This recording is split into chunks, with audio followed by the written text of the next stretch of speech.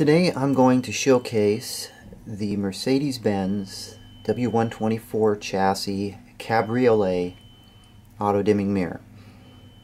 The Cabriolet was built from 1993 through 1995.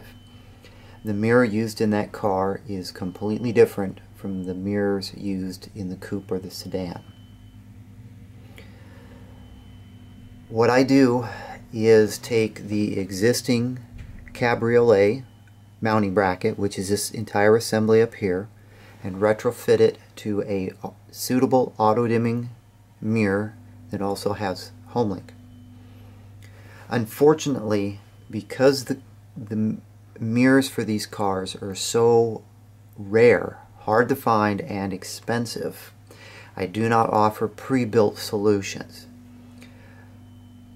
For me to do this for you, you would have to either send me your original mirror, or if your mirror is broken, remove this bracket assembly and send that to me. I will use your bracket to build you a mirror.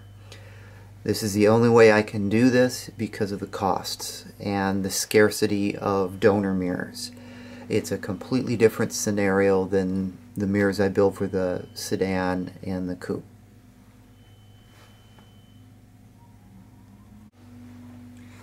Here you can see the top of the W124 Cabriolet mirror, and you'll see that the wiring harness has been routed and added here, and a quick disconnect Molex. This mirror is also a 2-wire hookup, that being a ground and a switched 12 volt.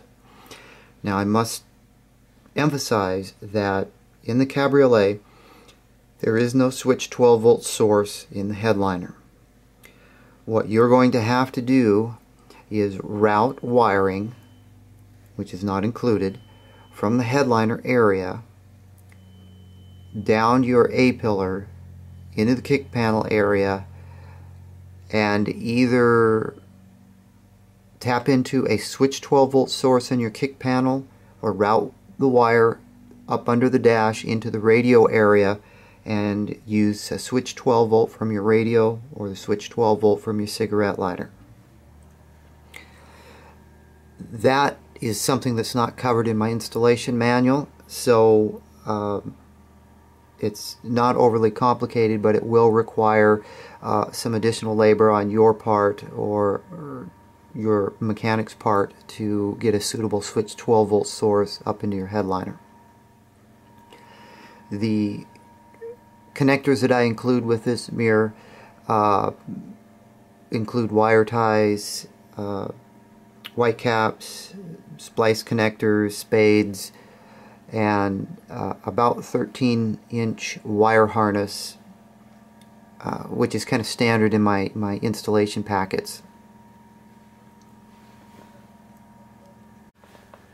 Now here's the bottom of the mirror. This is the rear light sensor, and this actually turns on the auto dimming of the mirror depending upon how much light it detects. Normally, if you go into a tunnel or if it's at night, this sensor doesn't detect any light, so it turns the auto dimming function on. Then the sensor on the front of the mirror will actually control how much the mirror dims. Over here you have 3 Homelink buttons, so you can program 3 separate garage doors or gates, and there's a status indicator light that indicates if you're pressing the button or if it's in a programming mode.